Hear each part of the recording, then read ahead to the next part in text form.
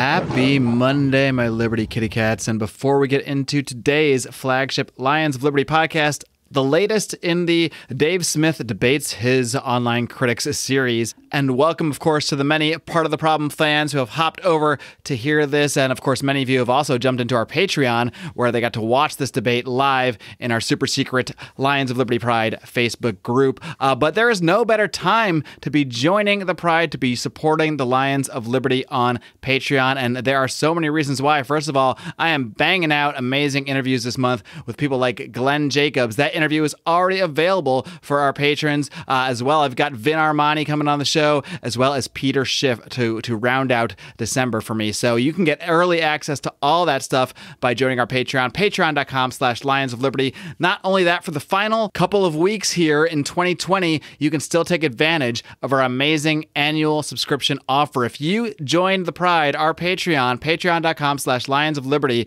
if you join the Pride in an annual subscription, you will get 2 free months. That's 2 entire months for free. And we have a pledge level for just about everybody, whether you just want to dip your toe in the water and get access to our bonus content, our amazing shows, early access to interviews, Conspiracy Corner, Degenerate Gamblers, Drunken Howie Story, and so much freaking more. Or whether you want to up the ante, maybe you want to join the Nittany level, $50 a month, and produce an episode of Lions of Liberty. Maybe you want to even join the Aslan level and get a mention here of a product, a link, whatever you want, once a month. But no matter what, there's something for you. Just head over to patreon.com/Lions of Liberty. Welcome to the Lions of Liberty podcast. Here's your host, your guide, your shining beacon of liberty, Mark Claire.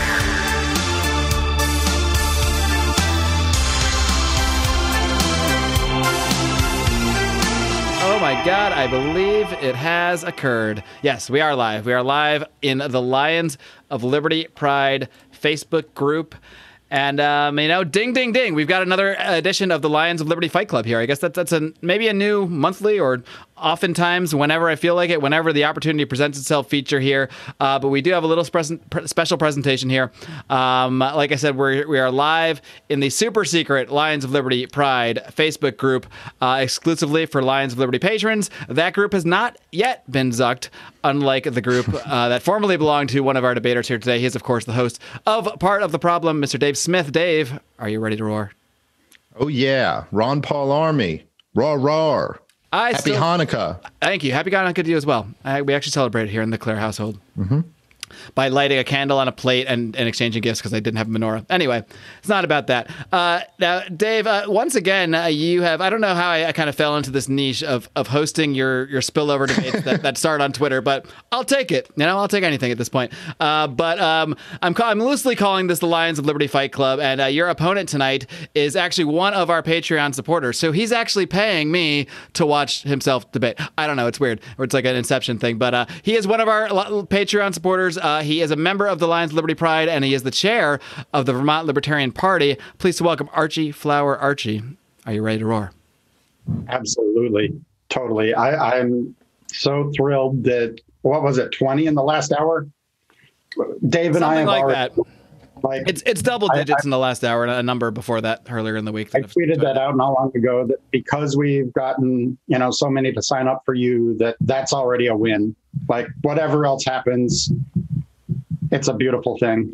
Yeah, and even right now, literally this moment, I'm like trying to help people get into the group. So if I ever look distracted, it's not because I'm bored. Probably it's because I'm trying to help people here get in. But all right, so let me set this thing up, and I'm going to help this other guy that's IMing me. See, I have to do everything here. I'm hosting. I'm tech support. I'm the whole deal. But yeah, I guess this kind of started as a spat on Twitter, as these things often do. I'll let you guys set it up any way you want. But we're essentially coming down to debating a proposition. It's sort of a dual proposition. It's sort of two things lumped into one. But what we settled on was racism inherently violates the non-aggression principle. The second part is that the accusation, I guess, that the claim that the Mises Caucus promotes entryism. Archie is taking the affirmative on both of those positions. Dave is taking the negative on both of them. So I'm going to first let you guys, Archie, since you haven't been on the show before, why don't I just let you start off by introducing yourself a little bit, telling us a little bit about your history with the Libertarian Party, and anything else you want to do to set up this conversation while I help someone get into the Pride group to watch this. Thank you, Mark. Thank you, Dave. Thank you, everyone out there, as part of the live audience, especially since it just grew so much. That's wonderful. I'm absolutely pro LP growth. So just hearing that doesn't. Well, we don't know that the LP is growing, only that the Lions of Liberty Pride Patreon is growing, as far as we know. I have full faith in you, Mark, and the Lions. This is LP as far as I'm concerned. So my journey began way back in like 96 or 97. I was reading the paper, and the Vermont State Police had placed a video camera on someone's property to catch them growing, marijuana, the devil's lettuce. And they did this without a warrant. And the Vermont Supreme Court upheld the conviction. And I read that and I'm like, what the actual, well, anyway. That started me studying the Fourth Amendment and therefore the Bill of Rights. And from there, the rest of the Constitution, the Federalist Papers, the Anti-Federalist Papers. For a while, I was a constitutionalist, and then I read some Claire Wolfe and Ayn Rand and L. Neil Smith and Vincent Prenowitz and other, influences. I started reading more libertarian authors. I was introduced to Ron Paul. I don't remember when Tom Woods entered my lexicon, but he's been a huge influence. And for a long time, I just wasn't a joiner. And then the irony is that Sarwark got me to join when I was watching the 2016 convention. And he made the point that if you want things to actually change, you have to be part of the group that's making the change. Otherwise, nothing's going to change. So that's my journey in a nutshell. I'm currently a minarchist.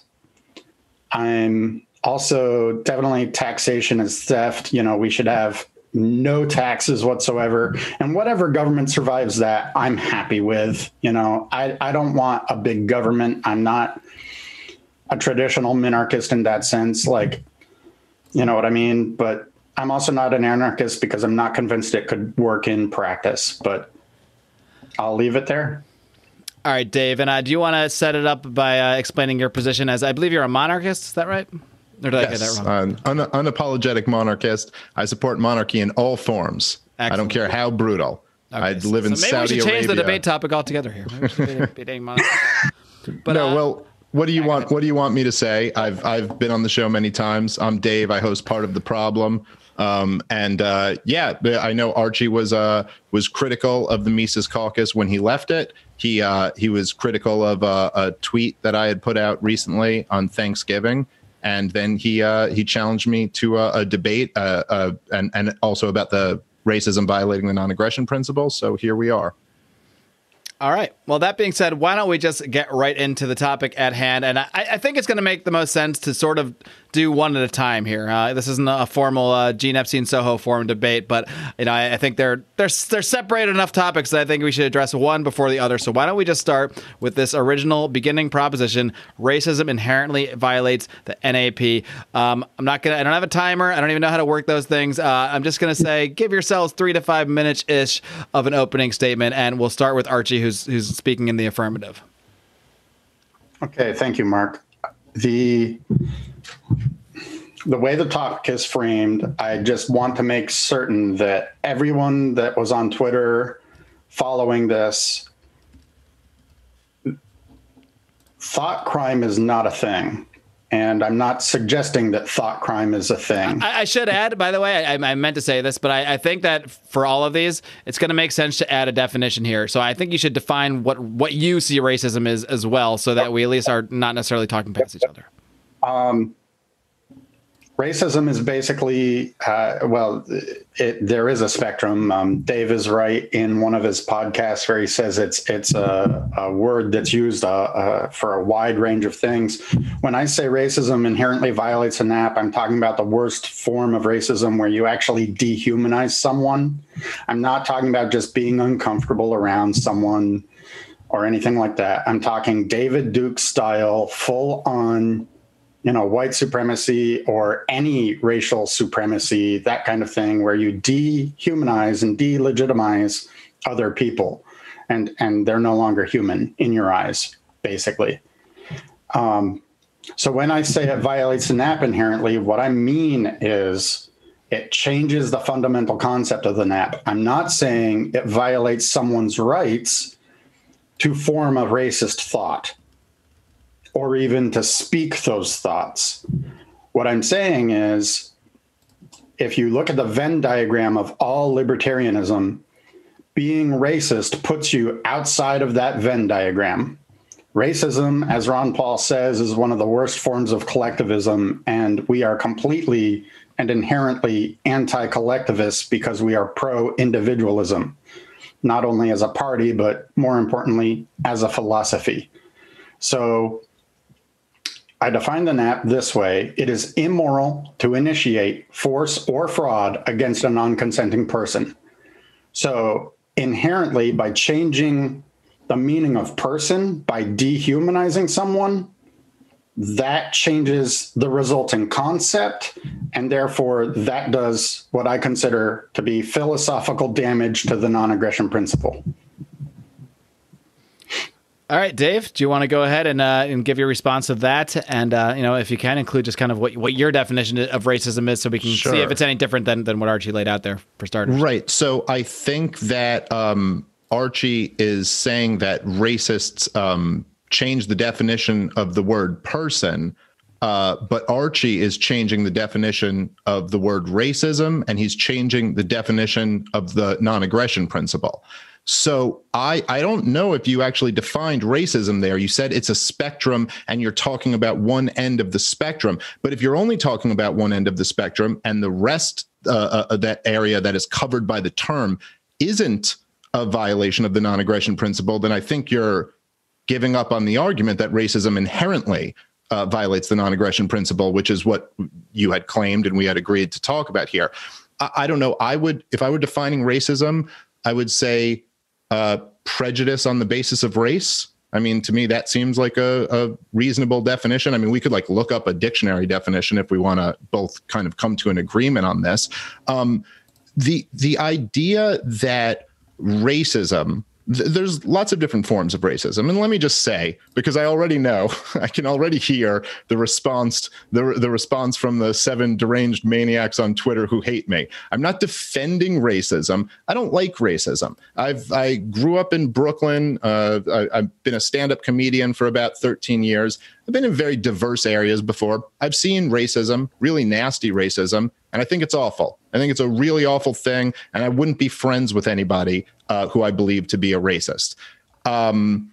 But it does not violate the non-aggression principle unless it's an act of aggression. And I think this is very important for libertarians to be sound on the non-aggression principle. I mean, my God, if we're not sound on the non-aggression principle, what do we have? Our greatest tool is that we are philosophically sound and consistent where others are not. So the non-aggression principle, as I'll accept your definition of that, it states that aggression is immoral. It's a moral principle under the realm of philosophy, morals, and ethics. To violate it is an act of aggression. Any belief that you have, even if you believe that some group of people are less than human, is not a violation of the non-aggression principle. Even believing that some people, the non-aggression principle shouldn't extend to them, technically is not a violation of the non-aggression principle. A violation of the non-aggression principle is an act of aggression. And I think it's important that we're precise on that. And you can say that you're not defending the idea of thought crimes, but I think this is a very dangerous path to go down, because essentially what you're saying is that it's like you're using the language that would promote the idea of thought crime. So you may not be defending that, but it's like if I were to say, I think mean thoughts are crimes. And you were to say, well, so you think you believe in thought crimes. And I'd say, no. I define thoughts as violating people's rights, or I define it as this other thing. Okay. But that's not what the words mean. And of course, any view, any type of prejudice based on race it might be wrong. It kind of ranges from the not super offensive to wildly offensive, but it's not an act of aggression in itself. All right, Archie, what is your response? I think just to the part where Dave kind of pointed out that if you're saying racism is a spectrum, then, just on that word inherently would say that it doesn't matter. The spectrum would be irrelevant. It would inherently be racist. So what do you want to defend that part first of all, just so we can see if we're, off kilter there?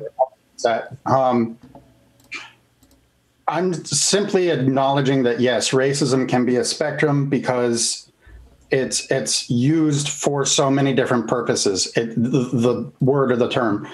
But a huge portion of that problem is that it's purposefully blurred that way. Woke leftists will use racism at the drop of a hat, and they will do it to expressly confuse the rhetorical waters, as it were. Now, when Middle America thinks of racism, they are thinking of David Duke. They are thinking of actual lynchings. They are thinking of the worst examples. So that's what I'm talking about. And that's what I mean by racism that violates the NAP inherently. And what's your, I'm sorry, I don't mean to cut you up, but could you give me a definition of racism, or do you accept my definition of prejudice based on race? Because obviously we're both in agreement that lynchings are a violation of the non-aggression principle. Absolutely. Racism is the idea of holding one group as inferior or superior to another group based upon racial characteristics, and specifically in the context of this debate, the hatred of such a targeted group to the point where the racist dehumanizes them. Well, what do you mean specifically? I'm sorry, go ahead. Yeah, I mean, can you define what dehumanizes would mean then in this context, and how? Well, when you look at the David Duke types, you absolutely see a level of hatred that someone totally rejects the humanity, the compassion, the empathy of their target group. They just don't recognize them as having rights. They don't recognize them as being people. They're subhuman. Okay. So can I just ask you, were you just reading like a dictionary definition, or was that just your own definition? My note. Okay. So I think it's unfair and kind of silly for you to give a definition that says for the purposes of this debate. I mean, if you don't accept my definition, fine, we could look up like a dictionary definition or something like that. But let me just try to, maybe I could break this down with just like a simple question. If somebody were to say, I don't like Puerto Rican people. I think they smell, and I never want to have one in my home. Would you consider that racist? Yes. Okay. Would you consider that a violation of the non-aggression principle? So here's the thing with that, okay? And you're right that we need to be dialed in on the philosophy, and you're right that we need to understand it properly so we can bring it to the masses. It is not a violation of a particular person's rights. It is not an act of aggression.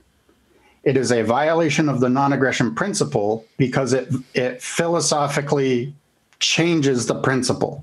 It, like E equals mc squared. If you redefine energy to mean bananas, well, bananas do not equal mass times the speed of light squared. Yeah, but Archie, the only one redefining terms here is you. So I'm sorry, I didn't get an answer out of that. Was that a violation of the non? Someone just doesn't like Puerto Ricans. Doesn't. By the way, my best friend is a Puerto Rican, really, really gay Puerto Rican. You still don't want him in your house, but that's no. Oh, he's never been here, never will. But the point is, I love him like a brother. I love his son like he's my own. But I'm just saying, some person out there doesn't like Puerto Ricans, says they smell, and I don't want them in my house. Is that a violation of the non-aggression principle or not? On the philosophical level, yes, I believe it is. On the level of action, no, it isn't. That's my point. Okay, so let's just get...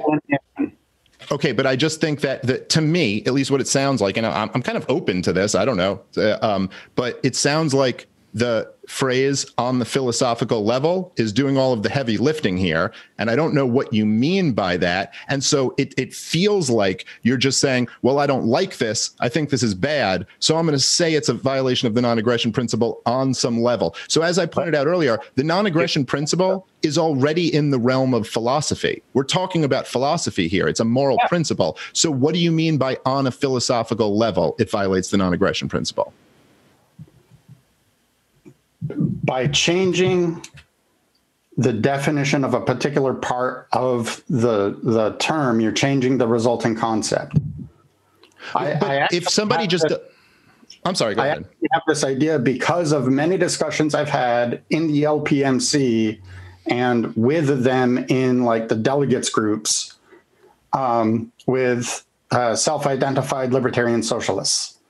And when they talk about things like rent being theft, or there's a distinction between personal and private property. Well, that too is a redefinition of the non-aggression principle. By redefining property, you therefore end up redefining aggression and therefore change the resulting concept. Okay, so Archie, just to save time here, I'm with you on the idea that redefining a term can lead you to mean something else with the term. I'm just saying, I think you're redefining the non-aggression principle right now. So this person, my hypothetical I made up, doesn't like Puerto Ricans. Well, let me just say, doesn't like Puerto Ricans, doesn't want them in their house, thinks whatever nasty things about them, but doesn't think they should be killed or they're not human beings. I mean, you would grant me that there are racists out there who don't like a particular race, but don't think they're not human or subhuman. So in that case, they wouldn't be changing the definition of the word human, or the word person or whatever. They would just have negative feelings about that person based on their race. Does that violate the non-aggression principle? So when you're asking that, what I'm hearing is this: does it violate their rights, the target of their hate? Well, that is, I mean, we're talking about the non-aggression principle. So let's just try to hone in on that. When we're talking about the non-aggression principle, we are talking about whether philosophically and in action, either one, because it's all the same thing here. We're talking about whether it is violating their rights. So that really has to be what we're answering this whole time. Philosophically and in action are actually two separate things.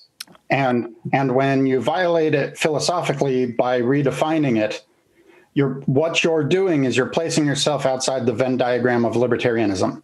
I'm not suggesting in any way that you're violating someone's rights with a thought. I'm not suggesting in any way that you are violating the non-aggression principle on an actionable basis. Okay, so what I mean by that is, let's say someone draws a gun on you. That is an immediate threat, and by the non-aggression principle, you have the right to self-defense. So you can draw your gun on them and stop them if necessary with lethal force. Do you agree with that? I suppose depends on the situation. Right. I mean, contextually, there's lots of different possibilities there. I grant you that. So that is a direct action. And that is what I mean by actionable. Thoughts are not actionable except to disassociate with someone, but that's not, something that you're committing against them. That's just like, I don't want you in my life. So racism inherently changes the nature of the concept. That's what I'm talking about. Does it though? But what if there was some form of racism, as I was just laying out, that I didn't really get an answer to? A form of racism, which is, by the way, the most common form of racism, the one that I've personally seen the most in my life, would be something that was prejudicial against someone based on their race, but not necessarily making them less than human. I mean, not to say that doesn't exist. I'm just saying the far more common would just be something like, a negative feeling toward a group of people based on their race, but not necessarily changing this definition. By the way, just to make clear, I still don't think it's a violation of the non-aggression principle, even if you think the worst things about someone, because it's thoughts, it's not an action. But my point to you, just to be specific, to poke an easier hole in this logic, is that there are forms of racism that don't even do what you're claiming they do, that don't even make someone less than human, that don't change the definition of the word human. Like, for example, you could think, and there are actually lots of racists who say this, black separatists and white separatists who I've heard say this before and say, I have nothing against that race. They deserve all of their rights. I just don't want to live with them or live around them. Now, that is certainly racist, but it's not a violation of the non-aggression principle, and I don't think it's treating someone as subhuman. That's not an unfair point.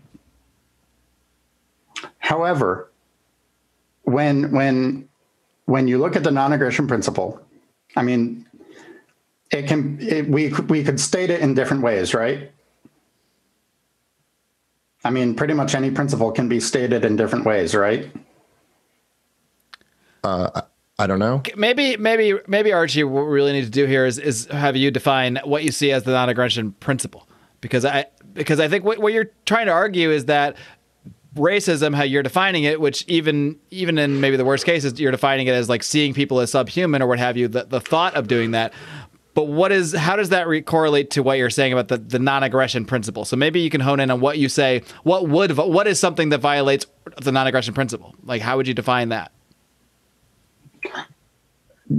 The principle itself? Yeah. It is immoral to initiate force or fraud against a non-consenting person.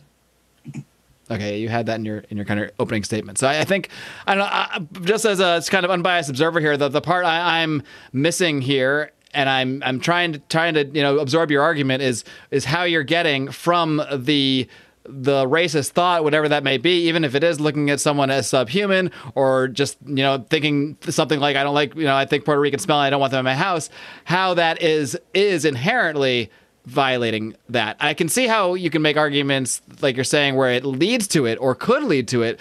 I think that is a possible argument you can make. But, in terms of this proposition here, we're saying inherently. So I think that's a connection we just need to see you make a little bit more from, because I'm trying to understand exactly what you're saying.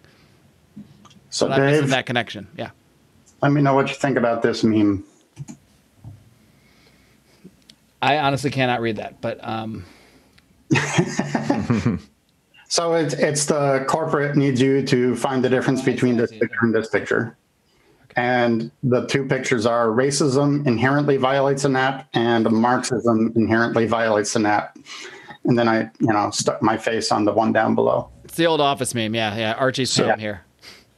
So is your man, we're getting off into weird territory here. Is your argument that Marxism inherently violates the NAP, like just believing in it? Yes. Okay. So I think there should probably be a distinction made between what makes you a libertarian and what is a violation of the non-aggression principle. So if you believe that there is a certain group of people who don't deserve rights, who, and I don't mean a group of people like, people who have committed violent crimes or something like that, like based on an immutable characteristic. If you believe there's a certain race of people who don't deserve natural rights, then you're not a libertarian for sure. And if you believe in Marxism, then you're not a libertarian for sure. But those beliefs are not violations of the non-aggression principle because the principle is the non-aggression principle, and the thought in itself is not an act of aggression. So in other words, somebody who's never robbed from anybody, never, assaulted anybody, never, violated the non-aggression principle at all, who's votes for Bernie Sanders, we would not call that person a libertarian, or let's take out votes because some people make that argument, supports Bernie Sanders. We would not call that person a libertarian because they support Bernie Sanders.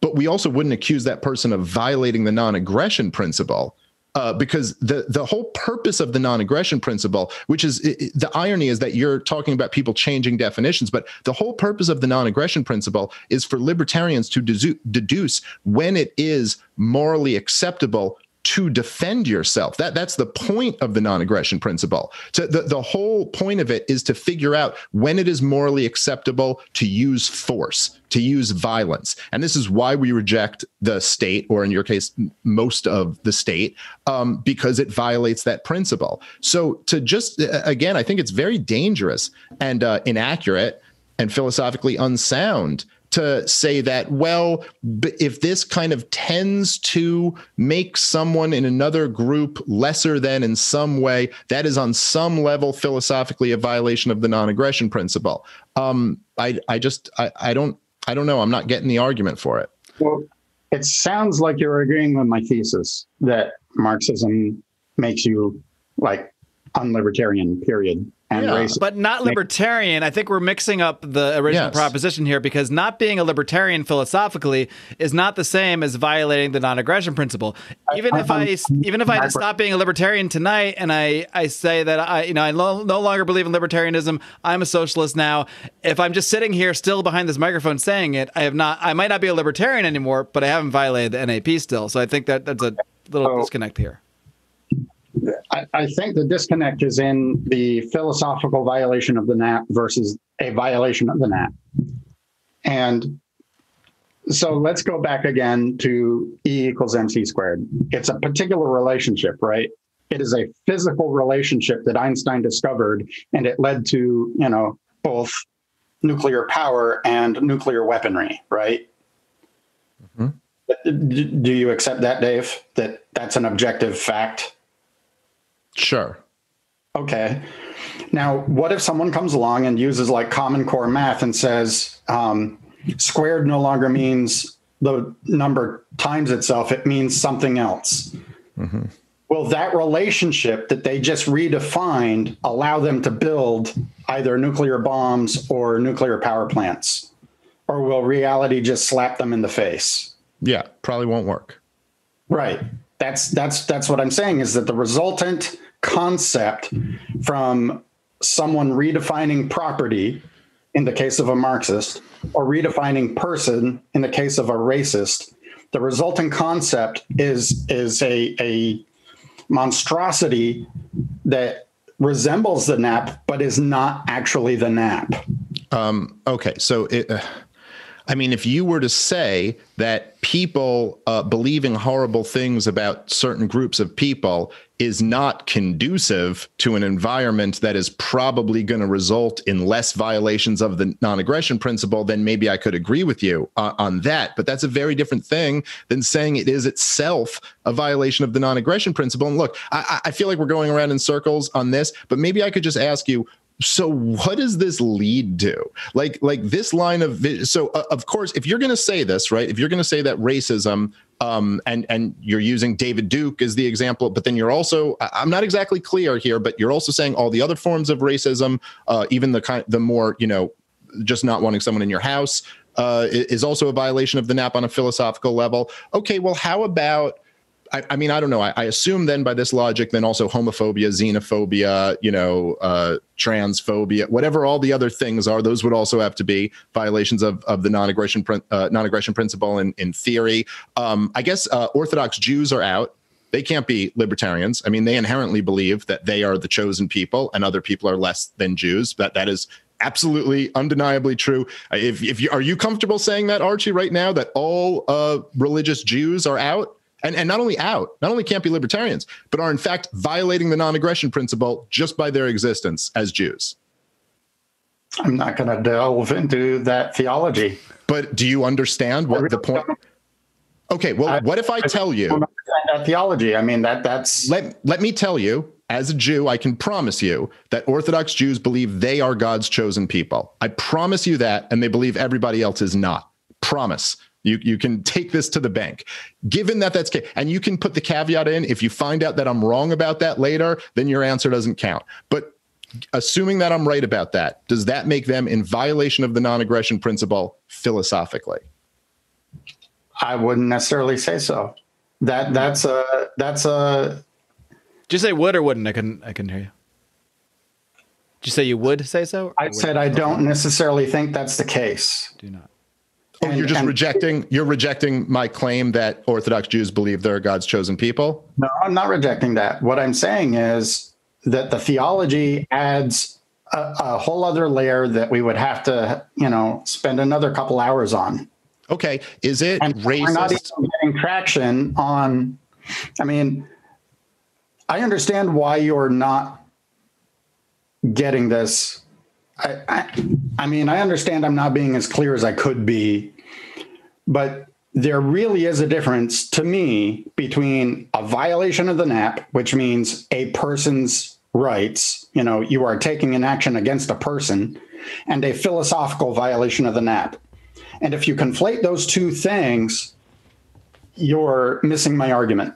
Okay, well, perhaps that's the case. And maybe the reason why I'm missing your argument is that, as I've already said, I feel like just using the word philosophical is doing all the heavy lifting for you here, because as I pointed out, the non-aggression principle, we're already in the realm of philosophy. It's a moral principle. So what does this mean? You're saying it's redefining words, but of course I've given you examples of racism where it's not redefining the words. But okay, let me try this a different way.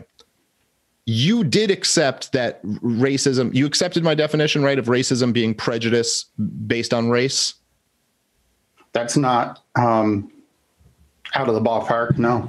Okay, so how about the fact, I think it's over 90% of marriages in this country are the same race. I believe, double check me on this, what the numbers are, but I think it's something up there like that. What about someone who says, I only want to date people of my race? That is, by definition, discrimination on the basis of race, or prejudice on the basis of race. Are those people in violation of the non-aggression principle, philosophically? Because we're talking now about 90+% of married people.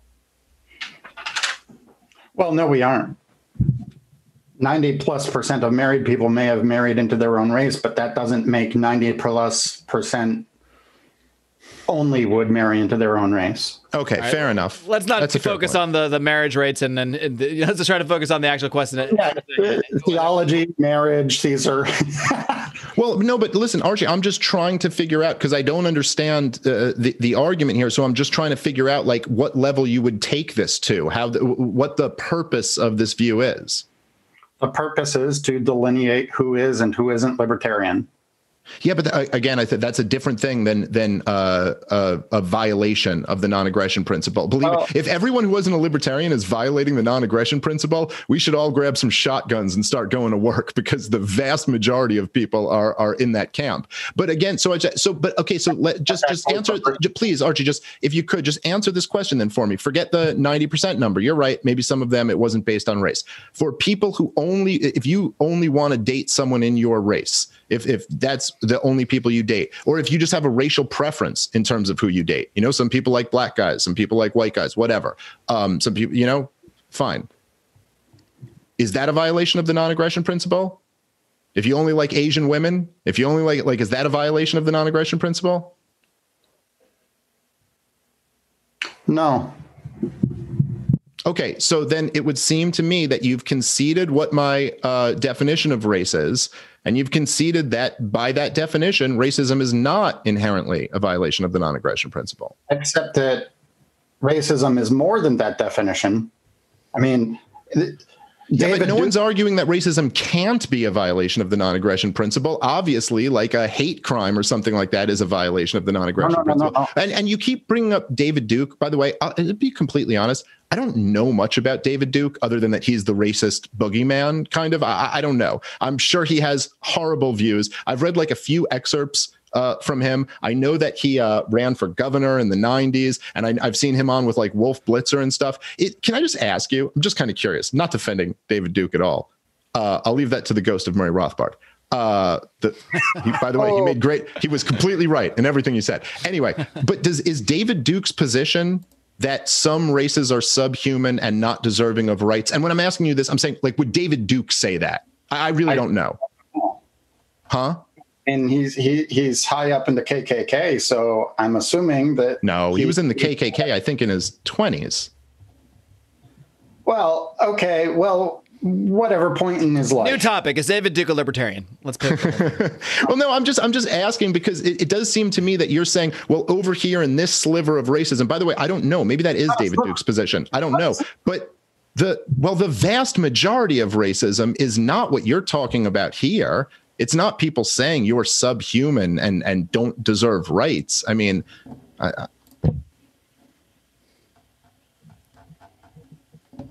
I don't know. Mark, help me out here. A moment of silence. Okay, I think we're kind of going in circles a little bit here, but I think what Dave is trying to get you to kind of look at is it's the difference between a belief and acting on a belief. Like, I think this might be a problem maybe with the resolution. Like, I think what you're, and I'm not really necessarily agreeing with that argument or not one way or the other, but I think what you're more arguing, Archie, is that having racist beliefs could lead one to not have libertarian positions or to not be libertarian. But that is a very different thing than saying having racist beliefs inherently, which would mean all the time does violate the actual non-aggression principle, you know?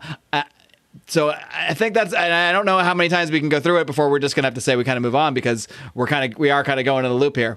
But can you maybe just try to take one more crack at addressing this concept? Because I think what I'm personally missing here is the leap from even assuming racist thoughts or a belief I don't want to be around a certain race or I prefer a certain race in my relationships.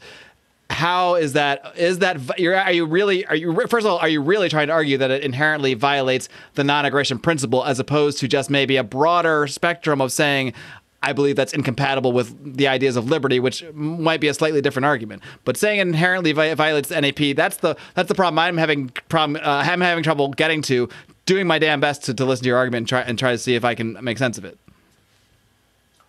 So let's go back to Marxism for a moment. Do we have to? Are you familiar with their delineation between personal and private property? Because that's what they try to sneak in. Like, I get what you're saying there. But I think what Dave is saying, what you weren't getting there, is that Dave is saying, yeah, Marxists aren't libertarians, but being a Marxist and having the belief still doesn't violate the NAP. It just would be a differing philosophy, but it's not actually violating it. It's not taking the action, and that's where I think we're all not saying that the belief is an action or that it is actionable in terms of self-defense. That's why I say philosophically. A philosophical violation of the NAP is essentially taking the root fundamental definitions and changing them in such a way that the resulting concept is not what we would accept as the NAP. And what I mean is this. So personal versus private property. So let's say you're super successful, you buy another car, it's a company car, and so someone that has these Marxist beliefs thinks that's private property. So when they get in and they take their car, your car rather, they don't believe they're violating the NAP. Are they violating the NAP, Dave? Yes. Right. Even though they say that there's a difference in property. So that difference in property to them makes a difference in what is and is not aggression, because it's not aggression if you don't own the car. But if you own the car, stealing the car is aggression. Okay, Archie. Yeah, I'm just not. Like none of this is addressing what we're talking about. I've already conceded this. Yes, if somebody else changes the definition of the non-aggression principle and says they believe in that, then they do not believe in the non-aggression principle as we define it. So, okay, I'm completely agreed with that. We agree on that. Yes, of course. Yes, that's obvious. But that doesn't. What I mean when I say philosophical violation. Yes. Okay. But again, you're using language in a very slippery way and defining things incorrectly. You're actually guilty of what you're accusing them of being guilty of. So if somebody does not believe in the non-aggression principle, then they don't believe in the non-aggression principle. That does not mean they violated the non-aggression principle. Now, if you were to argue that people not believing in the non-aggression principle could lead to them violating the non-aggression principle, sure. That doesn't mean that it in itself is a violation of the principle. And that is it's even a further stretch to say racists who aren't even redefining the definitions, aren't even saying that one group is subhuman, just are prejudicial against them for some reason, are violating the non-aggression principle. And again, as I pointed out before, it becomes a useless, if we're going to define this the way you are, it becomes a completely useless term. we might as well give up on the non-aggression principle. I mean, by this line of thinking, right? Everybody who has a preference on who they date based on race is violating the non-aggression principle. As I pointed out, Jews would be violating the non-aggression principle. Anyone who believes in critical race theory, damn sure is violating the non-aggression principle. Anyone who's any white racist, you'd literally get down to groups to the point anyone who could be has any feelings about any other group of people, because by your logic, this shouldn't just be applied to race. This should also be applied to ethnicity. It should also be applied to sexual preference, to gender, all of this stuff. You're going to get to a point where you're just saying that everybody around you is guilty on some level of the non-aggression principle. So this seems unworkable and unsound. Again, you're conflating the two. Conflating what? Philosophical versus actionable. But yes, but okay, but the principle is a philosophy. It's a moral principle. We're in the realm of philosophy. You still haven't answered this. I'm sorry, this is just getting frustrating. By making action towards someone, by threatening them or actually harming them, that is a violation of that particular person's non-aggression principle. No person has a non-aggression principle. People don't own a principle. It is a moral principle that says that aggression is wrong. That's the principle. You're not violating Mark's non-aggression principle. I don't know what this means. You're violating the non-aggression principle if you attack Mark. It's a principle. It's a philosophy. We're already in the realm of philosophy. You're just saying something that is not an act of aggression is a violation of the non-aggression principle, and then using the word philosophically next to it. I don't get this argument, man. Archie, I'm gonna try to help you. I don't know if this is gonna work, but I'm gonna try. I'm gonna try to play Archie's advocate for a second, because I think I'm kind of maybe get what you're trying to say, but it's maybe just not connecting. Okay, I think what you're trying to say, and correct me if I'm wrong, is that when you hold a racist belief, when someone holds a racist belief, they are perhaps changing the definition of an individual or the definition of maybe what a human who has rights is. And I think what you're trying to say is when you're changing that definition of what makes an individual or what makes a human, you are no longer looking at people on a level playing field, and therefore you're going to be advocating essentially violating their rights. Am I close to what you're trying to say? Yeah, that is actually very close. I'm still going to delineate between belief and action. Racists have every same right that you and I do. They have the right to freedom of association. They have the right to freedom of speech. They have the right to freedom of conscience. All the rights we do, like straight down the line. What I'm delineating is because of their beliefs, they literally cannot be libertarian.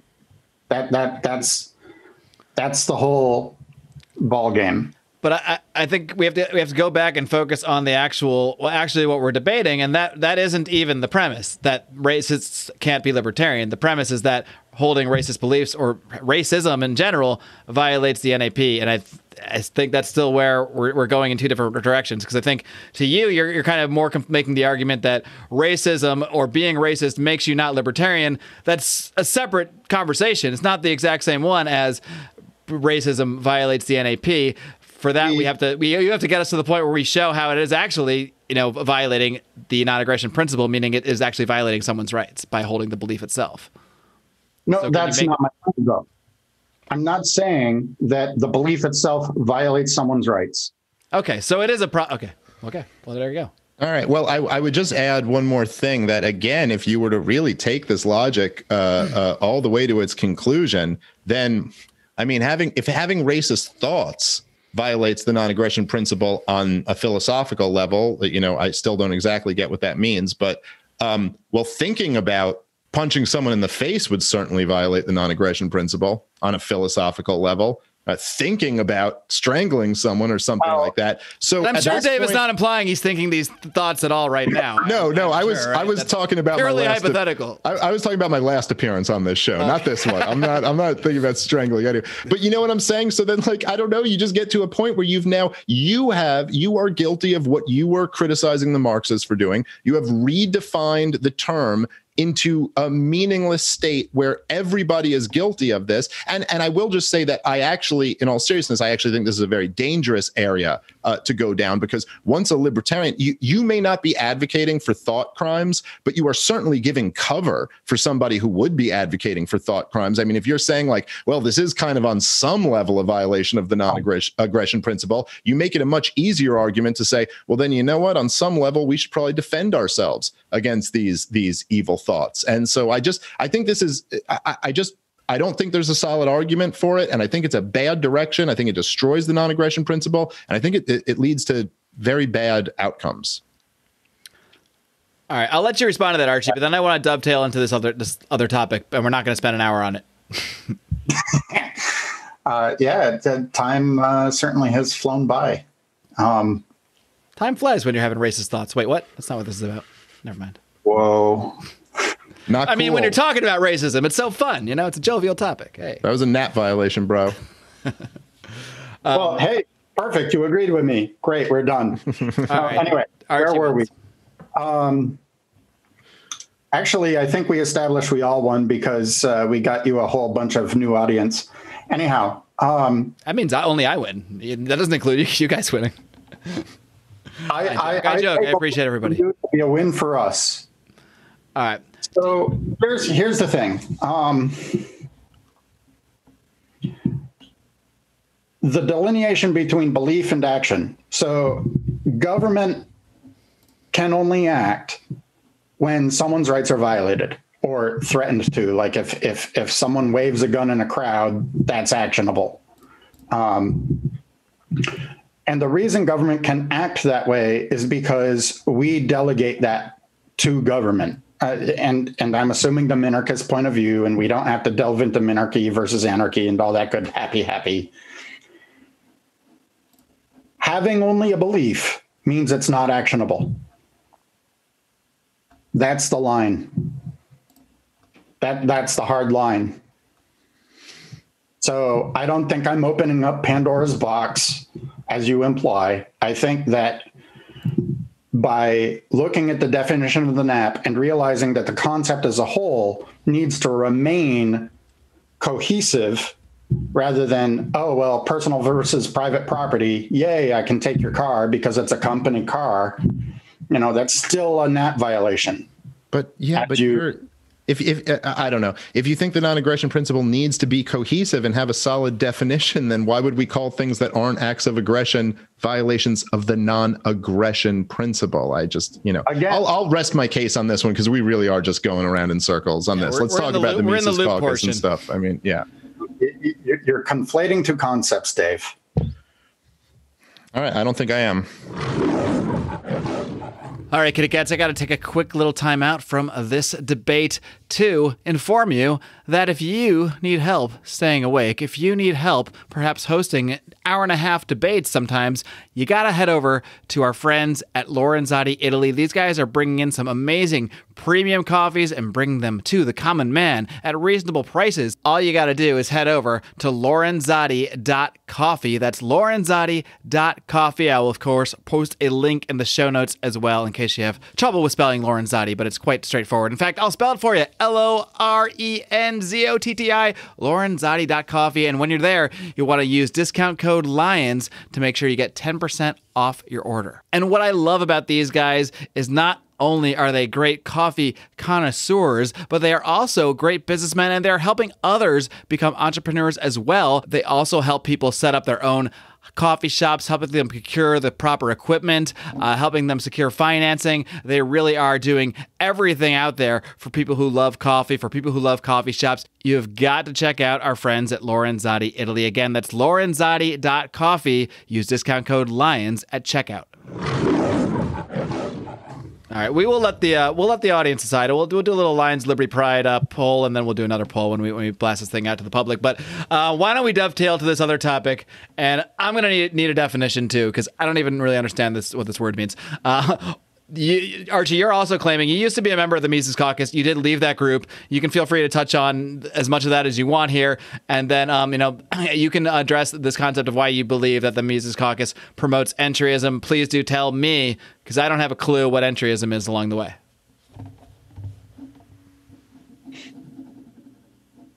Entryism is in direct contrast to or opposition to growth, and they look superficially similar as they're both, promoting adding people to the party.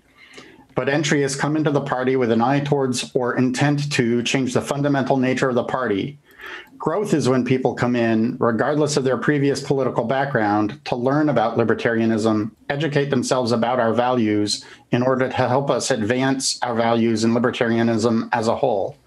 So entryism is new people coming into the party with toxic intent towards libertarian values, ultimately to work against party goals or even destroy the party.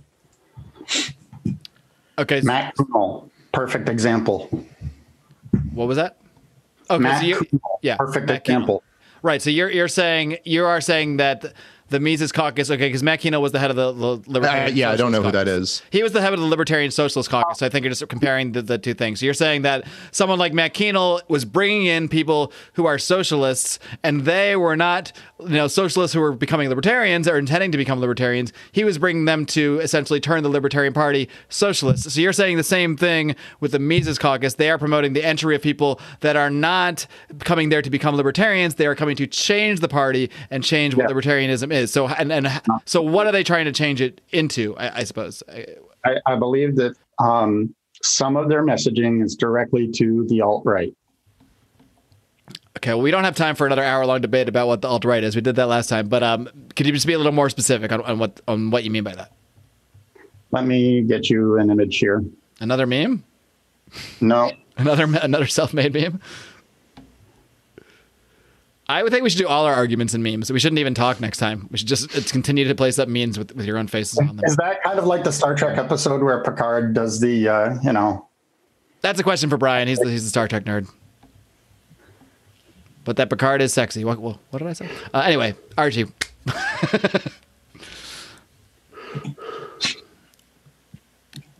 I think you can explain it without finding the meme. No, this is actually the meme I left the group over. Okay. So this is the little backstory.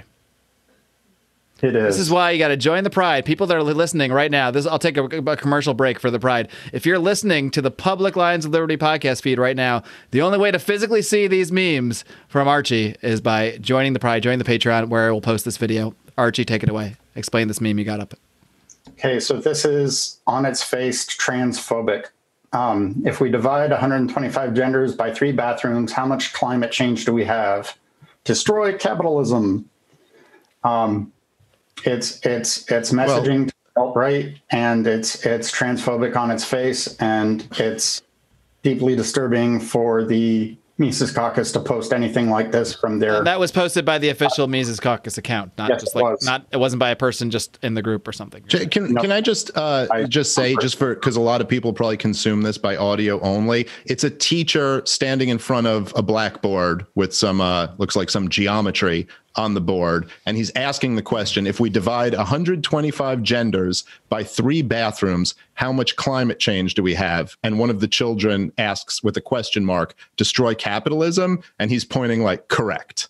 That's just so people get it, because I don't think you'd get the meme just without that kind of description of it. Oh, totally. Thank you for the description.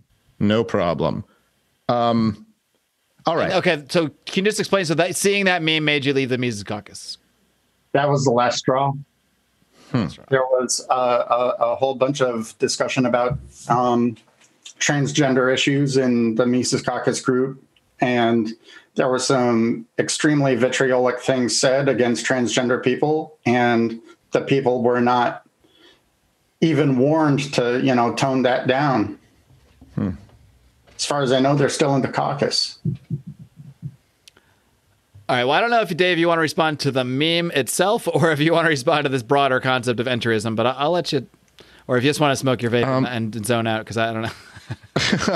All right. Look, I'm kind of happy we're on to this topic, because as both of you guys know, this was actually the topic that I kind of wanted to talk about, and more so than the idea of racism violating the non-aggression principle. I mean, I don't agree with Archie on that, but I just kind of feel like, I don't know, guys. I mean, the government instituted totalitarianism this year, crushing debt, wars all over the place. We're bailing out, the big banks and big corporations, the biggest attack on the middle class and small businesses of my lifetime. And we're kind of sitting here as libertarians who kind of have a lot of the answers to this. And we're talking about these kind of, I don't know, whether thoughts violate the non-aggression principle on some philosophical level or not. So I'm glad we're getting to the Mises Caucus thing, because I really think that it's like there are so many serious things going on right now. And it blows my mind how libertarians can focus on the most petty offenses and get outraged about them.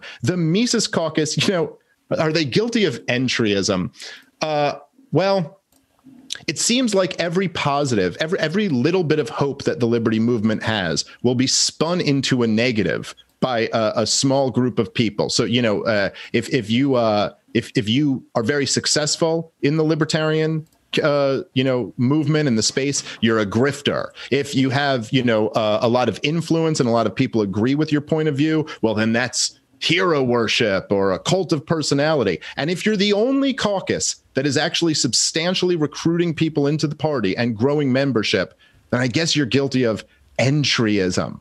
Now, the major difference, as I understand entryism, I believe it was a term that referred to the Trotskyites attempting to take over the Labor Party in France. And the idea was that you are really something else, sneaking into a group, being deceptive, convincing them you're one of them with your own ends in mind. Kind of the example of this guy you just used, who's a socialist trying to get into libertarians. So the reason why this just doesn't apply to the Mises Caucus is because the Mises Caucus represents the libertarian movement entering the Libertarian Party. And so the idea that this is entryism, and entryism seems to me to imply that there's something secretive going on. If nothing else, we are quite open about what we're doing here. And so, yeah, I mean, to look at the only caucus, and by the way, what the Mises Caucus has accomplished is just incredible. There a few years ago, they didn't exist,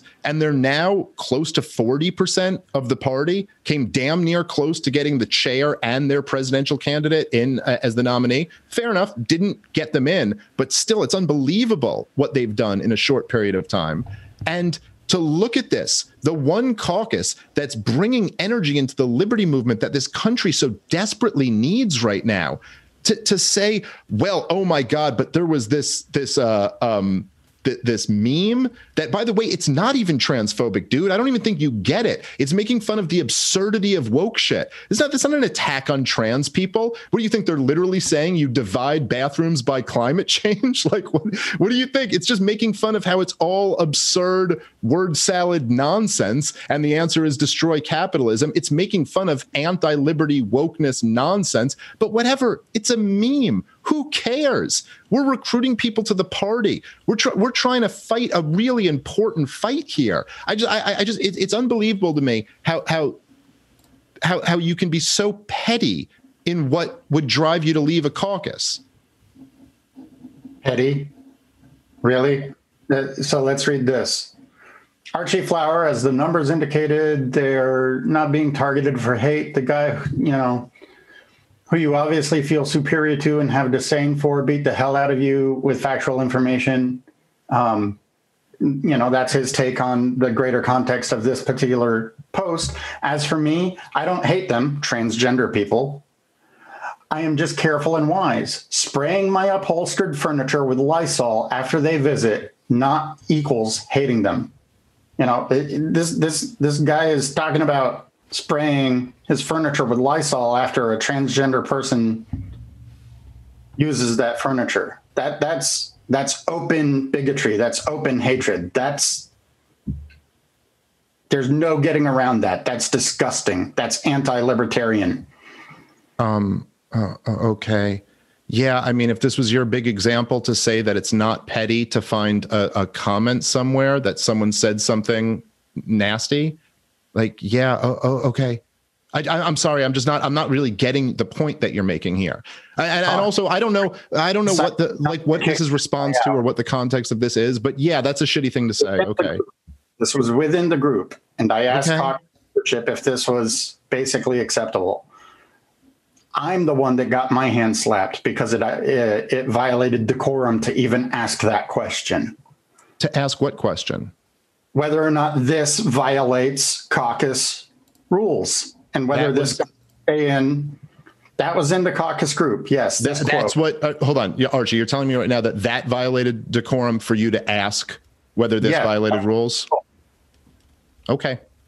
I'm sure Michael would have something to respond to this with, but I don't know. You'll have to take this up with him. You're talking about a conversation I'm not a part of, and that I have a hard time believing that was your violation of decorum. You don't have to be a part of this conversation. It's a trend. I don't have, I'm no longer in the group, and I don't have any socks. I'm not that kind of person to, sneak back into a group that doesn't want me.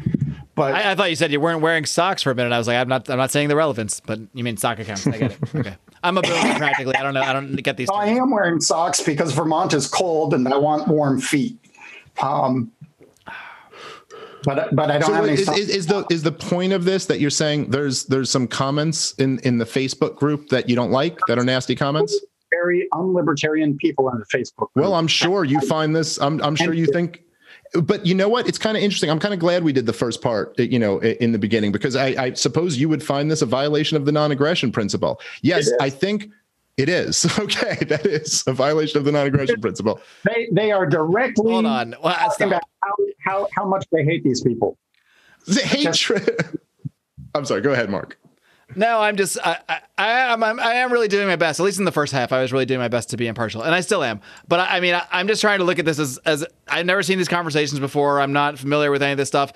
If I'm reading that on a Facebook group myself, at worst, I'm thinking, oh, that guy's kind of a dick. But he's also clearly joking and clearly trying to and from my point of view, he's trying to prod you and get you and show and trying to show you he's whatever by talking about spraying Lysol and whatever. But that all aside, do you think? Let me just ask you, even if it was Archie, true, it wouldn't violate the NAP. Yes, of course it wouldn't. No level of this could possibly violate the non-aggression principle. But do you believe in your heart, Archie, that this person actually sprays Lysol down on their couch before a transgender person comes over to sit on their couch? I mean, you must understand that this person is probably trolling you, or at least just being a little They said this about a person of color. Huh? What if they said that about a person of color? What are you asking me? Would that be what? Would that be racist in your view? If they said that about a person of color, that I'd spray Lysol before a black guy came over to my house. They left. Yes, yeah. It would be racist, but it might be a racist joke or a racist troll. I don't know. Okay, so without context, you're calling this a joke. Well, the idea of him, that's what it seems like to me. I don't know. You're asking, it's not a joke. Listen, dude, you can't say without context you're calling this a thing because you're the one providing this without any context. And this is absurd, Archie. You were focusing on the meme that they pointed before, and now you've just found one comment that's a nasty comment that you're going to put up there and hold up for the time that I have to defend. I don't care, dude. I don't fucking care. Listen to me, man. What all three of us want here, okay? What all three, let's be serious adults for a second. What do we want to do? We want to abolish the CIA. We want to scale back the military-industrial complex. Do you have any idea the type of war we're in for? We almost all better hope this whole thing doesn't succeed, because we will be in serious danger if it does. We are going to war, okay? That's where we're going. We're not, this isn't even boot camp. We're on the bus to boot camp to going for the war of our lifetime. And you're telling me something someone said on the bus offended you. This is nonsense. I don't think you're going to make it through this war, bro. We're already in a war. We're in a cold civil war. And we have been for a while. Okay. I mean, look at the state of the media. How much do you trust the media? I don't. I think we're getting a little outside the topic relating to the race. Okay, so when you say the Mises Caucus promotes... We're talking about individualism and individual rights. And when someone is transphobic, it pushes trans people out of our party, and they should be in our party because we're the party of individual rights, and we always have been, and we've been pro-LGBT since our inception, period. No ifs, ands, or buts. You know, do you want them to only go to the left woke crowd? Oh, is that actually a question? No, yeah. I don't want anyone to go into the left woke crowd. I want a bunch of people. Hold on. If you're going to ask me a question, let me answer it. I want a lot of people to come into the Libertarian Party. Currently, the only caucus that's bringing a lot of people into the Libertarian Party is the Mises Caucus, the caucus that you're attacking. So if you're, let me just ask you, back to, okay, you can keep this comment up for the rest of the show if you want to, I guess. You're saying the Mises Caucus is guilty of entryism, that we're bringing, I guess you would say, non-libertarians into the Libertarian Party. Aside from a comment you saw on a Facebook post, where's the manifestation of this? What's happening in terms of the candidates they're putting forward, in terms of the messaging of the caucus, in terms of like where's the manifestation of this, whatever you're calling it, racism? Huh? The meme that I posted earlier was from their official group. Yeah, no, I know. It was a silly meme. It was silly. To think of that meme as hateful. Like, I know you kind of put the meme up for a second and now you're going to leave this random comment up for the rest of the time. But if you want to talk about the meme, that was a silly, playful meme. If anybody seriously got their feelings hurt over that meme, I would challenge them to grow up and realize that there's much more damaging things in the world. If that's the worst thing you're going to deal with, everything's just fine. It's a silly meme. Well, and by the way, can I just say the message of the Mises Caucus, more or less, right? And this is what they've always, they have a plank about lifestyles where they're like, listen, you can have any lifestyle you want to. That doesn't matter to us. Our goal, this is what the Mises Caucus is about. It's what we've always been about. It's about, first and foremost, re-energizing the Ron Paul revolution and bringing the liberty movement into the Libertarian Party. It's about being anti-war, about promoting Austrian economics and radical decentralization. That's what it's about. If you believe that there's 56 genders, that's fine. Are you against the war, against the Fed, for decentralization? Then great, come join us. If you believe there's 2 genders, great. Are you against the war, against the Fed, against all this other stuff? Come join us. We don't really care. That is the position of everybody at the top of the Mises the Mises Caucus, excuse me. It's the position of Michael Heiss, myself, all the other people who are like influential figures there. That's how we all feel. But I think guys like you are like, no, if you believe there's 2 genders, even if you care about all of that other stuff, I don't care. This is like horrible transphobia or something like that. And this, again, dude, we have so many serious problems right now. I can't believe this meme is even an issue. All right, Archie. We can either focus on the meme for another 40 minutes, or we can just kind of meme aside, I don't know how much it makes sense to focus on one meme. I know that's the meme that made you leave, or one comment, but this was about the entryism. So even if it's a meme or a comment, are you trying to say that the people in charge of the Mises Caucus, or I guess maybe many of the people that are involved with the Mises Caucus, are intentionally doing and seeing things that are like, because I still want to go back to the part where you're saying they want to change the organization. Like, what do they want to change it to? Because I know what they say, or at least the people I know in it say they want to change it, like Dave was saying, and make it more libertarian. But you're claiming that they're trying to make it something different than that. So what is that thing? Or is it? I'm not saying specifically to remold it in the way you just kind of said. I'm saying that they're too friendly to the alt-right with messaging like that. I'm saying that they are too cozy with just bringing numbers in so that they can own the libs. And if you hate the left more than you love liberty, then that's going to end up being, that's going to come through your messaging. It's funny that you said that. I remember Andy Craig said that when he was on with me too. Like, you can't hate the left more than you love liberty or something. But of course, it's just something you say and never really define. But the irony of it is that it really seems like you guys are far more guilty of hating the right more than you love liberty. I mean, everybody who listens to me knows that I love liberty, and to the extent that I hate the left, and I don't even really hate the left. There's lots of groups of people on the left who I really admire. And I've actually done quite a bit more outreach to the left and brought more lefties into libertarianism than I'd say all of my critics combined this month. But whatever, I don't hate the left. I hate at parts of the left to the extent that they oppose liberty. And the fact that they oppose liberty is the number one reason I hate them. Yet, a lot of people who are critical of the Mises Institute will see, sorry, I keep doing this, the Mises Caucus, will see a caucus bringing in large numbers of people, by the way, in the name of supporting Jacob Hornberger, and they will say, I don't even care that they're getting so much enthusiasm into the party. The fact that you've had conversations with the alt-right means you must be this evil person. It actually seems like a much more accurate accusation to say that those people hate the right more than they love liberty.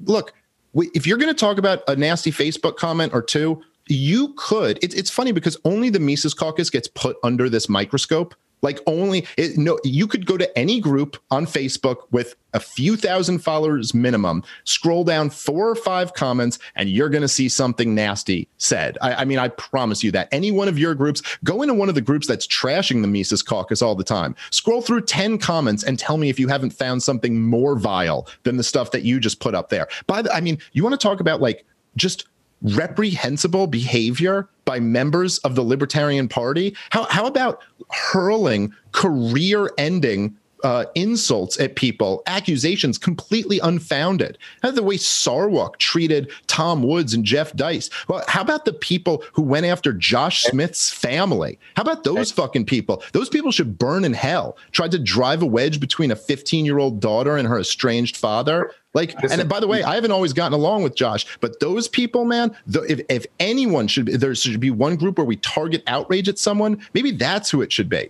Anyway, this is all, I don't know. Go ahead. So Sarwark said some really bad things during this last convention, and I called him out for that. I'm not giving him any leeway there.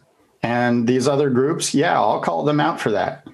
You saw me talk to Shipley on Twitter not that long ago, and you liked my tweet that was calling Shipley out for his BS.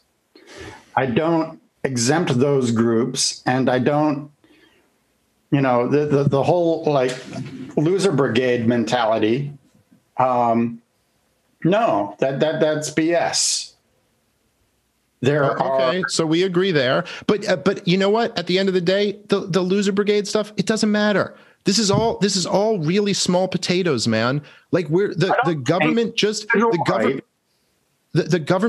instituted totalitarianism, dude. They're locking people up for going to church or for trying to run their business. They've bankrupted the middle class. They've destroyed small business. Like libertarians, man, we got to shake some of this stuff off and say, do we want to actually focus on what matters? And I just don't get, man. I do not understand, dude. And I'll tell you this, like from the fucking bottom of my heart, if the people who I despise, like the fucking most in the party, the people who have been the shittiest to me, like any of them, if fucking Andy Craig, who's basically out there calling me a neo-Nazi or anything like that, if he were to get on a platform with 10 million people watching and break down the war in Yemen and why we need to be not fighting that war and explain it to people I would salute him. I would be like, God damn, you know what? However I might feel about him, that guy did something great for the world right there. Like that was really awesome that he did that. And yet I feel like, by the way, I did that on Joe Rogan. Anyway, the point is,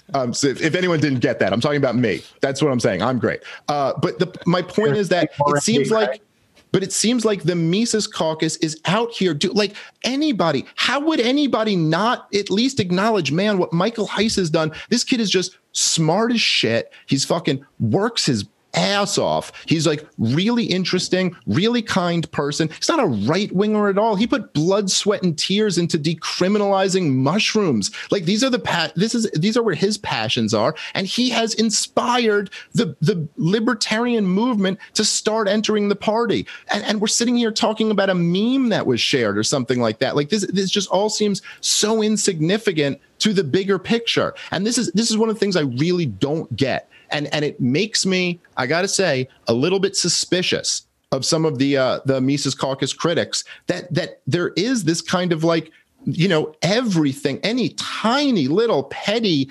violation is like, oh my God, this is the hugest thing ever. Look, man, what do you think's going to happen if let's say we were able to, by the way, the number of dues paying members to the LP is pathetic. It's pathetically small. Okay.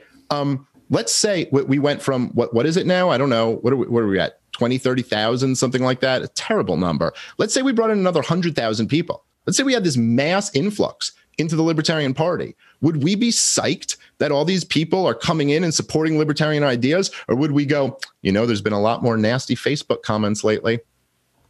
Like anybody who has a big following has this issue. This is what we were talking about last time I was on the show. There's nobody who has a big following who, if you go look at the comments under their thread, there aren't some people saying hateful shit. Okay, you shouldn't say it. The Facebook group. Huh? And this is not a following like on Twitter. This is a Facebook group. You can't really control your followers, but LPMC leadership can most certainly control who is and is not in their group. And when someone such as myself brings up to leadership, hey, this guy's a problem, and I'm the one told I'm breaking decorum, that's complete BS. Okay. And you're trying to minimize this as though it's not a big thing. But when you're attacking GSM rights and minority people, it absolutely is a big thing. But let's not do the thing Andy Craig did last time. No one attacked anybody's rights. I mean, you can say that the joke was in bad taste or the meme was in bad taste, or maybe you can say the comment wasn't a joke, but nobody attacked anybody's rights. And this is, again, man, this is like, let's not do this slippery thing with the non-aggression principle or with the idea of rights. No rights were attacked, okay? Now, if this comment bothered you and you brought it up and the response was you're violating decorum, if that's how it happened, maybe it shouldn't have happened that way. But so what is it? Like, what is it you want them to do? You want them to boot that person? You want that person gone? Yes. Okay. What if somebody says, I believe there are two genders? Should that person be gone? No, I don't think that's over the line. Okay. And how many genders there are, that's a completely separate view. Okay. And you can believe in two genders or 1,000. I mean, what your personal beliefs are and how you interact with other people, you can't just swap those. No, but I'm just trying to get a gauge for you because I really don't understand it. I mean, what if somebody said that I think trans women are biological men? Should they be booted? That would depend on the context. So, I mean, it's like, dude, like, so your point is that but let me just try to make this clear though, because I just want to just a second. Let me just make this point, and this is clear. I would never, okay, in a million years, look, I'll say this, okay? I believe biologically there are two genders. I know this is like a dangerous, crazy thing to say these days. That's what I believe, okay? Now, and you own your own body. We just got our channel taken down. Thank you very much. There you go. I've met lots of trans people, and I do refer to them in person by their preferred pronouns because that just seems like the non-dickish thing to do. But if you were going to ask me if I think a trans woman is a man, I would be like, well, yeah. I mean, it's kind of, they were born a man. Anyway, so that's my personal opinion, okay? If somebody ever posted in the Mises Caucus group that they believe that trans women are women, I would never in a million years be like, that person should be booted. It's like, who the fuck cares? Like, okay, so I disagree with them on that, but whatever. Who cares? We have much bigger fish to fry. Yet when the opposite comes up, you do think that person should be booted. This is it's not an intolerance from our point of view. And by the way, there's a wide diversity of how people feel about all these issues in the Mises Caucus, because that's not what the caucus is about. Like, it's just, I got to say, man, I do think that this is... Why would that be posted? Huh? The 125 gender thing. that meme. If the caucus is staying out of idpol, identity politics, for those who aren't familiar with the particular term, then why did they wade right in? I don't know what that has to do with identity politics. It's making fun of wokeism, dude. It's a silly meme. You keep saying that it's a silly meme, but it's obviously transphobic on its face. I mean, no, it's not. That's not true, dude. It's not transphobic. I'm sorry. It's making fun of the absurdity. Dude, do you think they were actually trying to divide bathrooms by climate change? It's silliness. Obviously. It's a joke. How or works. Huh? I'm sorry, I didn't hear. I was talking about Common Core. Oh, yeah. Okay. But yeah, that's what it's making fun of, all of this shit. It's maybe that's the joke. It's making fun of wokeness and Common Core math or whatever. I don't know. I didn't get the Common Core part. That might have gone over my head. You can totally make that point without bringing in transgenderism. Okay. Or you could make the point with it in there. That's irrelevant. The point is that it's not hateful, dude. There was really nothing hateful about that. And I'm sorry to say it's transphobic. I don't agree with you. And I think, you might be a little overly sensitive to a meme there, but look, man, I think that my point stands that or my question, maybe I should say, let me reassert this.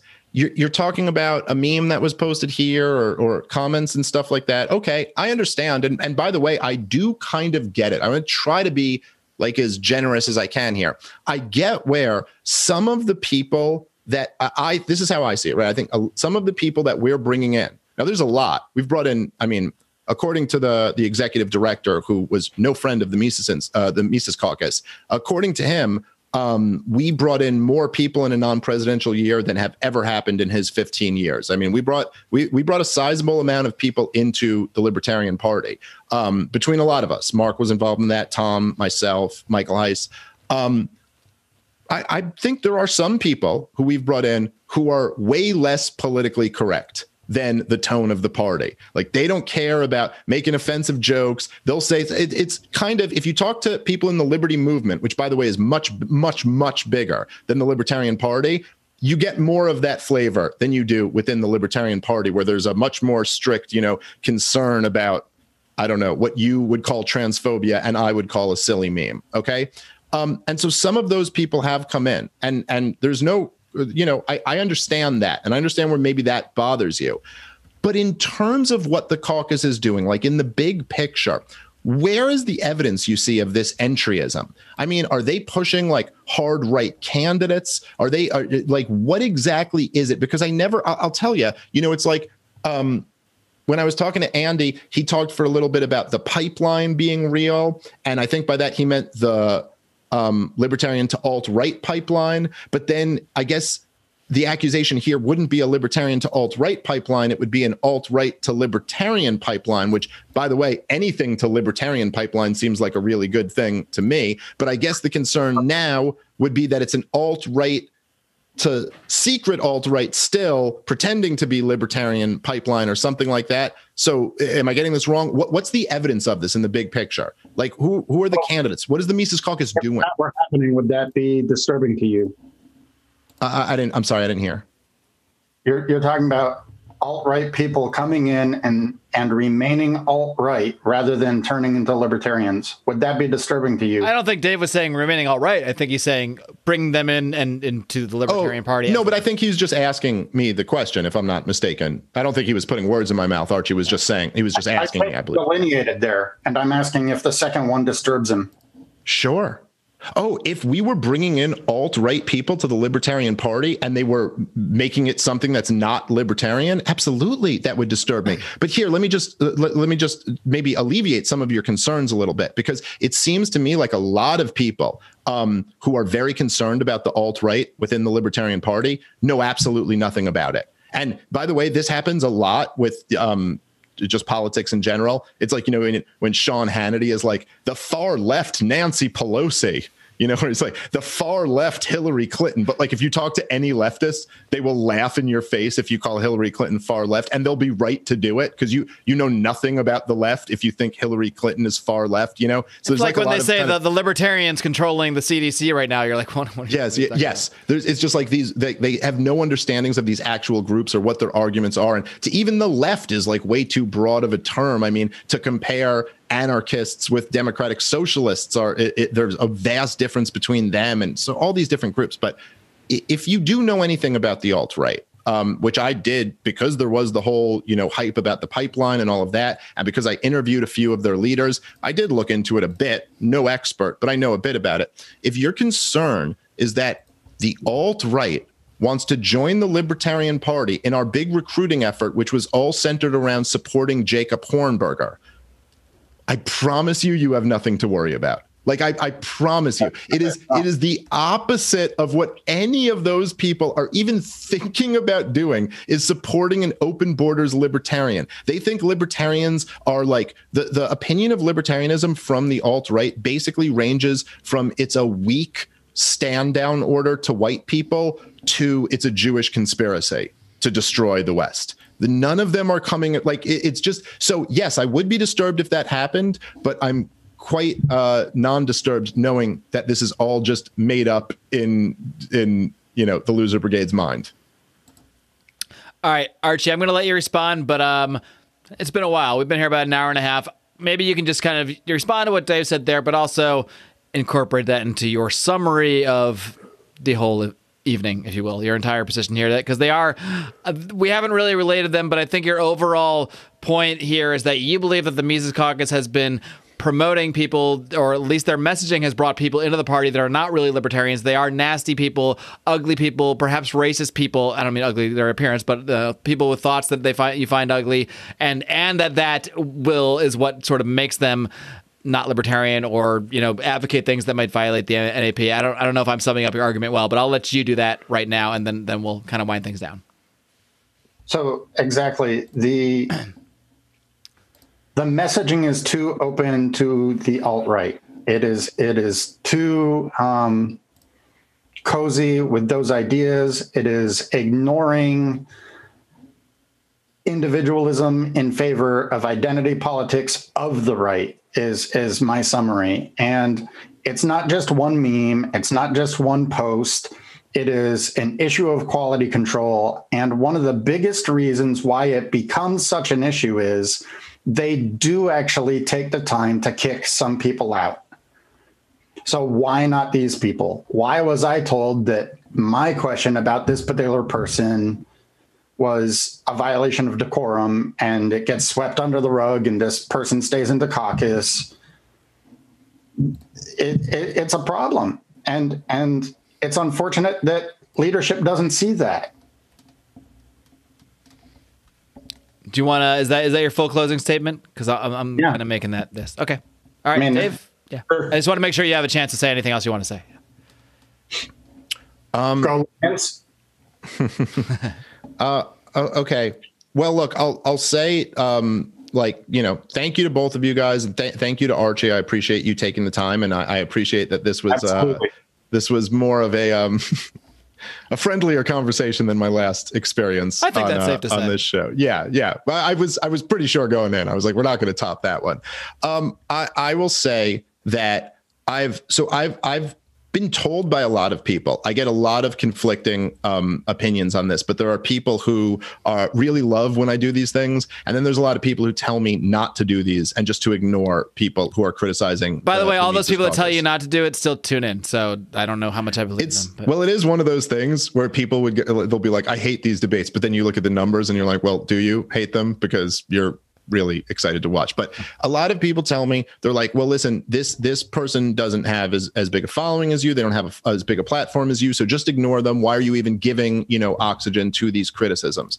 But But I've never really had that attitude. I always feel like, look, I want to explain this to people, and I think we have the truth on our side and we can win the argument. So why not? And I've done a lot of these. I mean, I debated Nick Sarwark in an Oxford style debate. Then I debated him on my podcast. I had the Fakertarians nerd on my podcast. I had fucking Chris Spangle on my podcast. I debated Andy Craig here. Now we've done this. And I just feel like there are all these people who launch all of these accusations against the Mises Caucus. But then when it actually comes time to like debate these ideas, they kind of fade away. And it's like it just all kind of crumbles. Like, I understand. Okay, so you were pissed off that you got busted for the decorum rules and someone else didn't. Like, okay, maybe you're right about that. Maybe it shouldn't have gone down that way. I don't know. I don't moderate the group. I don't have anything to do with that. If we're talking about the bigger picture and the bigger issues, look, I can promise you, I promise you have nothing to worry about, that the Mises Caucus is laser focused on individual liberties, the non-aggression principle, decentralization, Austrian economics, opposing wars, first and foremost, and now probably more than ever opposing the lockdowns and the government totalitarianism of the last year. That's what we're about. Anybody who's following me into this thing, anybody who's following Michael Heiss into this thing, is getting on board with our program. There's no entryism here. Nothing is being subverted. We've never once said that we're here for a right-wing takeover of the Libertarian Party. That's not what we're about. In fact, if you listen to people within the Mises Caucus, one of the things that really drove the Mises Caucus to start was Gary Johnson walking back, repealing the war on drugs. They were all so furious. If you were to poll in the Mises Caucus, should we repeal the war on drugs? There's no question. You couldn't find one person in there who's not for that. There's no debate about it. This is not a right-wing thing. And you can always cherry pick, man. I mean, you can find examples here or there where someone says something shitty,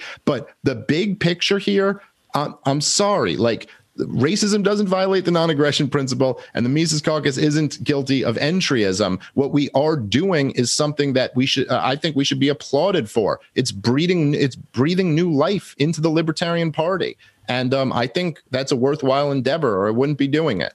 And I guess I'll wrap up on that. All right, gentlemen. Well, as far as I'm concerned, you are both mountains of men. You have both brought new members into the Lions of Liberty Pride. You have convinced more people to send us money to support this show. So for that, I am, of course, eternally grateful. And Archie, of course, has been a Pride member himself here. So, thank you guys for helping us. Everything you do, helping us with the show. But also, you guys are out there, even though you disagree on these things, disagree on some issues here and there. I think you guys are both out there doing your best to spread liberty and do the right thing out there. Let me say, I still believe Archie is a fellow traveler. I would say so. Someday, I need more memes. I need a meme of you guys holding hands and walking down the beach next to Jesus' footprints or something. I don't know if that makes sense, but that's what I want to see. Anyways, I appreciate it so much. Of course, tune into Part of the Problem. And Archie, anything you want to plug? I know you are the chairman of the Vermont Libertarian Party. If you want to, let any Vermont Libertarians know how they can get more involved, feel free to do that, or drop anything you got. Yep. Email me at chair@vtlp.org, and I will email you out a form to join the Vermont Libertarian Party.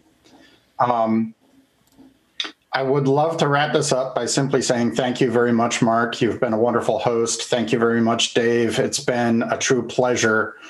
I didn't get to say all the things I wanted to say, but that's not, because, it's been an hour and a half. That's what I mean. Like it's also the first time I've done anything like this. We're just taking a break, and a 5-minute break, then we're doing part 2, right? I thought that was all right. Maybe. I don't think we're necessarily up to that. I'd love to do a part 2 in a month. I'm 3 hours ahead of you guys. I got all night. But it's been great. It's been fun. It's been illuminating. We should definitely do it again if you're both up to it. I am. So. Thank you both. Sure. And thank you to the audience. All right, gentlemen. All the audience that just signed up for the Lions tonight. Yeah. All right. Well, thank you so much, guys. Thanks for everything you're doing out there. Keep up the great work. And, of course, keep on roaring. All right, kitty cats, I hope you enjoyed that little debate, that little exchange, casual conversation, whatever you want to call it, between Dave Smith and one of his critics and member of the Lions of Liberty Pride, Archie Flower. I thank both of them for doing that. And welcome, of course, to all the Part of the Problem fans that did hop over here to the greatest libertarian variety show on earth, Lions of Liberty, to check this thing out. And, it's not just me here hosting, libertarian Twitter feuds every week. I have some compatriots as well, and I do even more than loosely moderate libertarian Twitter feuds. I host the flagship Lions of Liberty podcast every single Monday, where I do all sorts of things. I do interviews with great libertarian leaders, like some of the guys you're going to hear from in the next few weeks, including names like Glenn Jacobs, Peter Schiff, Vin Armani. That's all coming to you. It's also coming, of course, to the Pride, our Patreon at patreon.com/Lions of Liberty. Early access for all those interviews. But of course, we also have my compatriots in Liberty, my fellow Lions, Brian McWilliams. Every single Wednesday, he brings you his weekly shot of comedy, culture, and liberty on Electric Liberty Land, while John Odie Odermatt, for now anyway, ends the week with Felony Friday. Now, there are some rumors, there are some rumblings. There's going to be a slight tweaking, a slight rebranding of that show in 2021, so you might have only a couple episodes left of the formal Felony Friday podcast. So you want to get all these shows, you want to get them all for the price of one. 3 shows every week for the price of one. That price is free. All you got to do, guys, is smash that subscribe button. While you're there, leave us a great rating, a 5-star rating, and a great review. That really helps us get in front of more and more of those Liberty earballs out there. And while you're at it, while you guys are still here, I gotta give a little plug to myself, to my other podcast, my weekly look at the comic book characters, stories, events that made many of the movies and TV series that you know and love today. It is, of course, the Second Print Comics podcast, co-hosted by myself and our good friend Remzo Martinez, fellow libertarian from over there at the We Are Libertarians Network. This is, of course, a non-political show. We're trying to reach out there, get in the pop culture a little bit, attract fans from all over the place. But, of course, we are libertarians. We are who we are. Our beliefs, especially if you are sort of a one of us, as they say, you will certainly hear those seep through throughout the various episodes. But if you've ever been a fan of comic books, or you never have been, but you just want to hear me talk more, trust me, you're going to love Second Print Comics. Just go over to your podcatcher, type in Second Print Comics, and you will find us each and every Wednesday delivering a new look at some of the greatest comic book characters, stories, and events that have taken place over the time. Guys, thank you so much for joining us this week. Don't forget to come back for Brian in just 2 days on Electric Liberty Land, and next week I'll have Glenn Jacobs for you right here. Until next time, my friends, live long and live free.